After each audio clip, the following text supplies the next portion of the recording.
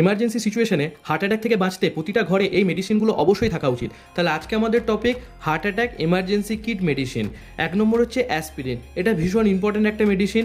এটার ইউজেস কি, এটা কিভাবে কাজ করে? এটা prevent further clot formation during suspected heart attack. অর্থাৎ এটা হার্ট অ্যাটাক দেখা দিলে ব্লাড ক্লট ফর্মেশন হতে দেয় না।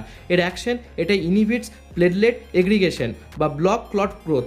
অর্থাৎ এটা প্লেটলেটগুলোকে জমাট বাঁধতে দেয় না, যার ফলে ক্লট ফর্মেট হয় না। এর ডোজ হচ্ছে 300 থেকে 325 mg লোডিং ডোজ। আর এটা টেকিং মেথড, এটা ভীষণ ইম্পর্টেন্ট। সেটা হচ্ছে এটা সবসময় চিবিয়ে খেতে হবে, এটা কখনোই গিলে খাওয়া যাবে না। এরপর হচ্ছে কোপিডোগ্রিল। এটার কিভাবে কাজ করে? এটা works with aspirin to prevent clot progression. এটাও সেই অ্যাসপিরিনের মতনই কাজ করে, এটাও ব্লাড ক্লট ফর্মেট হতে দেয় না। এটার অ্যাকশন, এটা ব্লকস এডিপি রিসেপ্টর, যার ফলে কী হয়, রিডিউস প্লেটলেট অ্যাক্টিভেশন।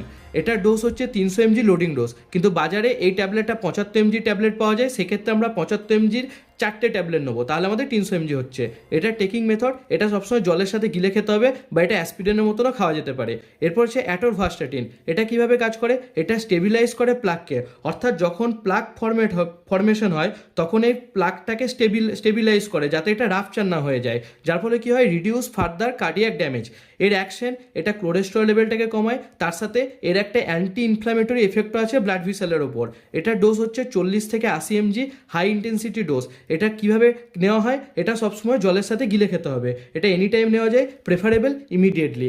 আরেকটা ইম্পর্টেন্ট ওষুধ হচ্ছে, সেটা হচ্ছে সরবিট্রেট। এটা কিভাবে কাজ করে? এটা হচ্ছে রিলিফ চেস্ট পেন, অর্থাৎ ব্যথা কমায়, বুকে ব্যথা কমায়। এর অ্যাকশন, এটা করোনারি আর্টারিকে ডাইলেট করে দেয়, যার ফলে কি হয়, ব্লাড ফ্লোটাকে ইমপ্রুভ হয়।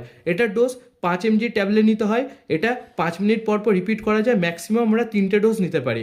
এটা কিভাবে নেওয়া হয়? টেকিং মেথড, এটা সবসময় জিভের তলে রাখতে হয় বা সাবলিঙ্গুয়ালি নিতে হয়, এটা কখনোই গিলে খাওয়া যাবে না। তবে এই সরবিট্রেটের ক্ষেত্রে একটা খুব ইম্পর্টেন্ট কথা মনে রাখতে হবে, যদি বিপি কম থাকে তাহলে সরবিট্রেট কিন্তু অ্যাভয়েড করতে হবে, ঠিক আছে? আর এই ধরনের আরও ইম্পর্টেন্ট ভিডিও পেতে অবশ্যই ফলো করো।